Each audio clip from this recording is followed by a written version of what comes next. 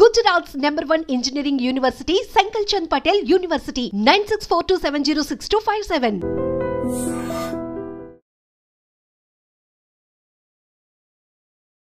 Hi hello నమస్తే welcome back to iDream Media. ఈరోజు మనతో ఉన్నారు హైకోర్టు అడ్వకేట్ అలాగే ఇమిగ్రేషన్ లాయర్ అయిన పృథ్వీ గారు. ముఖ్యంగా అమెరికాలో ఎంఎస్ చేయబోతున్నా లేకపోతే ఎంఎస్ చేద్దాం అనుకుంటున్న స్టూడెంట్స్ యొక్క లైఫ్ స్టైల్ అనేది ఏ విధంగా ఉంటుంది, అసలు ఇప్పుడు చేయొచ్చా లేదా, ఈ విషయాలన్నీ కూడా తెలుసుకుందాం.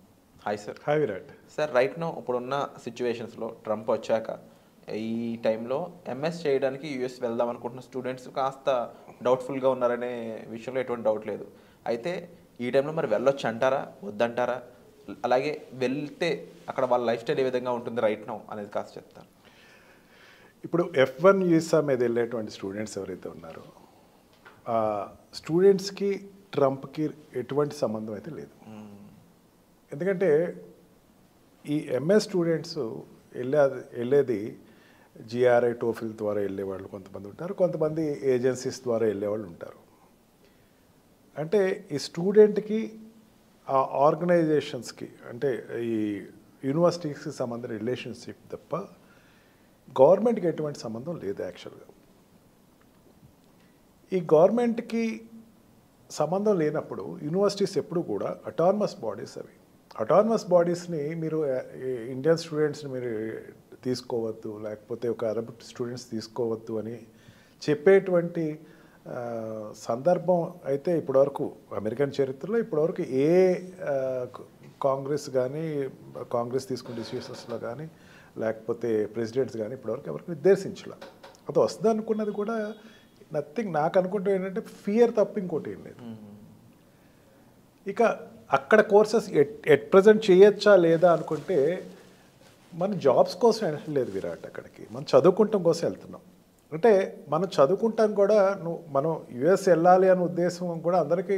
ఇక్కడ బీటెక్ చేసిన వాళ్ళందరూ వెళ్ళిపోరు కదా ఎంఎస్ చేసేవాళ్ళు, లేకపోతే ఇక్కడ జాబ్ చేసి మధ్యలో ఉన్నవాళ్ళు కూడా అక్కడికి సడన్గా వెళ్ళిపోవటం అన్నది ఏముండదు కదా. ఎవరు వెళ్తారు? ఆ డిజర్వ్డ్ నేను ఎంఎస్ చేసి అక్కడ ఏమైనా జాబ్ని సెటిల్ అవుదాం అనుకునేటువంటి ఒక టార్గెట్ తోటి వెళ్ళేవాళ్ళు తప్ప ప్రతి ఎంఎస్ స్టూడెంట్ నేను ఎంటెక్ చేయను ఇండియాలో, నేను I will go to US and do MS అని చెప్పరుగా. మరి జనరల్గా ఇండియా నుంచి వెళ్ళేవాళ్ళు 4 కంట్రీస్ వెళ్తారు విరాట్. ఒకటి కెనడా, ఒకటి ఆస్ట్రేలియా, ఒకటేమో యుఎస్ అండ్ యూరోపియన్ కంట్రీస్కి ఏదైనా. ఈ 4 సెక్టర్స్కి వెళ్ళేవాళ్ళు యుఎస్లో కొంచెం శాతం ఎక్కువ మంది ఉన్నారు.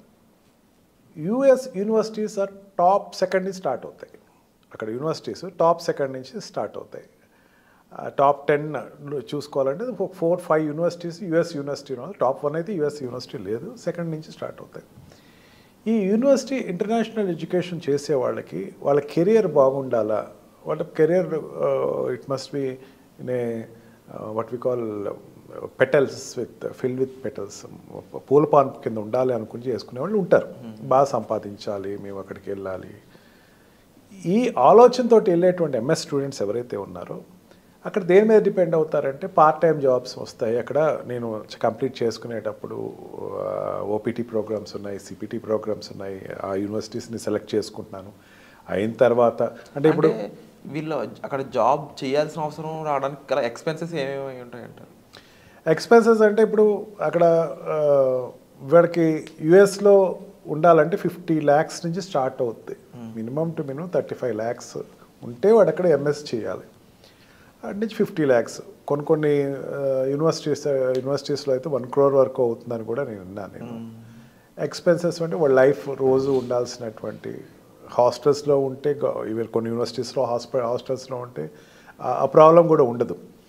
అండ్ డైలీ ఎక్స్పెన్సెస్ ఏదైనా ఉంటే కనుక ఈ ఎక్స్పెన్సెస్ సంబంధించిన వరకు ఇంట్లో పేరెంటల్ సపోర్ట్ ఇస్తే కనుక అసలు ఈ వాట్ ఈస్ ఎట్ 50 lakhs వరకు మీరు రెడీ అయితే student need not to get anything of it.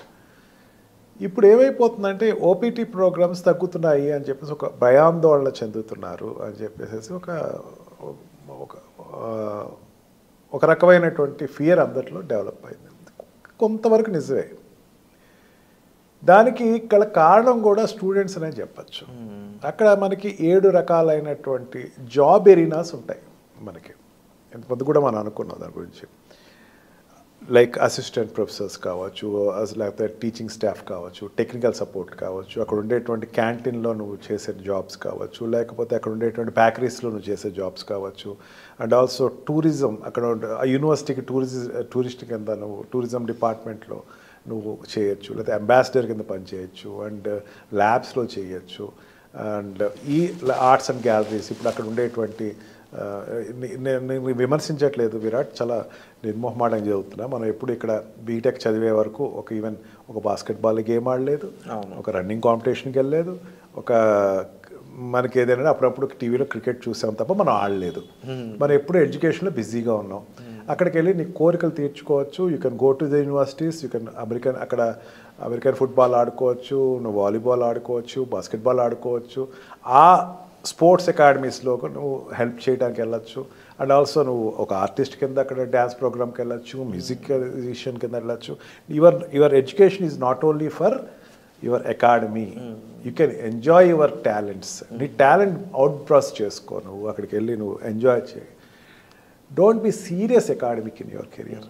MS వెళ్ళిన వాళ్ళు అక్కడ నా అడ్వైజ్ ఏంటంటే, సీరియస్గా నేను ఎడ్యుకేషన్ కోసం వచ్చాను, నేను చదువుకుంటాను, ఒకటే కాదు, చదువు ఏముండదు అక్కడ, అన్ని మాస్టర్ డిగ్రీస్లో ఏముంటుంది, చదువు బట్టి పట్టాలు ఏముండవు, అన్నీ ఆల్ ప్రాజెక్ట్స్ ఉంటాయి, లేకపోతే ప్రాక్టికల్స్ కానీ థియరీస్ ఉంటాయి, ప్రజెంటేషన్స్ ఉంటాయి, ఈ తప్ప ఏముండదు. ఎస్పెషల్లీ యూఎస్లో అయితే ప్రజెంటేషన్, ఈవెన్ మా బ్యారిటిన్లా అంటారు, మా లాని బ్యారిటిన్లా చేస్తారు. బ్యారిటిన్లా అంటే ఏంటంటే వాడు ఇన్ని సెమినార్స్ అటెండ్ అయిన వాడు బ్యారిటిన్లా లా పట్ట ఇచ్చేస్తారండి, అంతే. అట్లాగా అక్కడ అన్నీ కూడా సెమినార్స్ ప్రాజెక్ట్స్ మీదే ఉంటుంది. నీకు మిగతా టైంలో ఏం చేస్తావు, రిలాక్స్ యువర్ సెల్ఫ్, నీకు కోరిక లేదన్నా తీర్చుకో, చక్కగా ఎంజాయ్ చేయి. MS will be a very much experience to you, good experience to you. నీకు టాలెంట్ గ్రూ అవుతానికి ఆస్కారం కలుగుతుంది. నువ్వు బయటకు వస్తావు ఫస్ట్. ఎంఎస్ నేను ఎడ్యుకేషన్ చేయాలి, అక్కడ సంపాదించాలి అన్నది ప్రైమరీ కాదంట్లా. కాకపోతే ఆ ప్రైమరీకి కావాల్సినటువంటి హ్యూమన్ ప్రిపరేషన్ నువ్వు చేసుకుంటానికి ఎంఎస్ అక్కడ నీకు చాలా తోడ్పడుతుంది. And also government is encouraging all departments, sports and culture activities.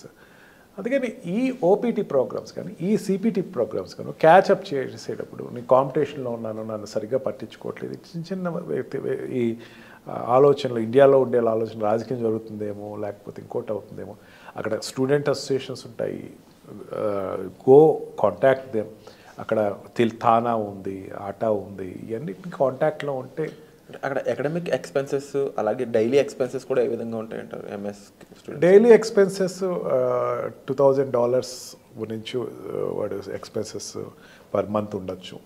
And $2,000 I heard that $2,000 ఒక ఇంటి కోసం అవుతుంది.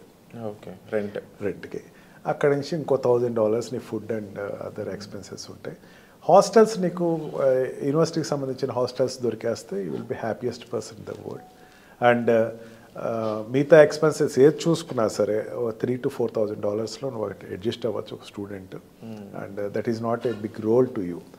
అండ్ లక్కీగా నీకు ఓపీటీ దొరికితే, లక్కీగా కాదు, నీ ఓపీటీ కోసం ప్రయత్నం చేస్తే కనుక నీకు you can achieve the payment అని చాలా చిన్న అమౌంట్ అవుద్ది. అండ్ సేవింగ్స్ చేసుకోవచ్చు. నాకు మెయిన్ ప్రాబ్లం ఎట్లా వస్తుందంటే, ఇక్కడ ఇండియాలో స్టూడెంట్ అంటే వాడు రిజిస్టర్ పోస్ట్ కూడా చేయటం రానిటువంటి ఒక వ్యక్తి, బ్యాంక్ అకౌంట్ కూడా ఓపెనింగ్ తెలియనటువంటి ఒక వ్యక్తి. ఆయన నిర్మోహమాటంగా చెప్తున్నారు విరాట్. అంత ప్రాక్టికల్ ఎక్స్పీరియన్స్ ఇక్కడ పొందట్లేదు.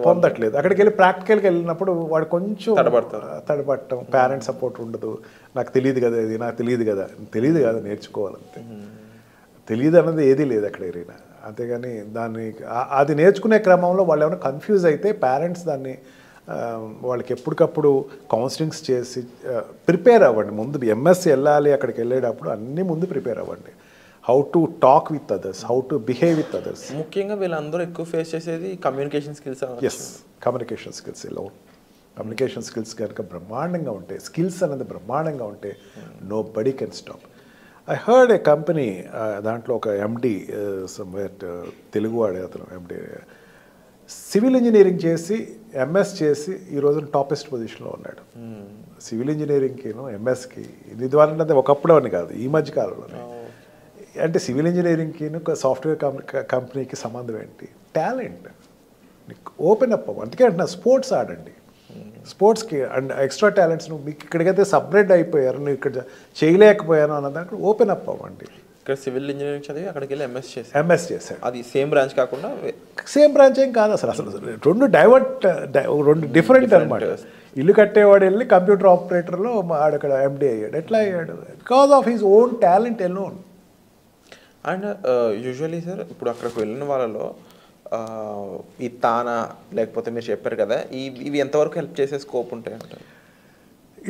It's an association, it's a clubs. వాటికి ఎటు ఆన్లైన్ కమ్యూనికేషన్స్ ఉంటాయి వాటికి.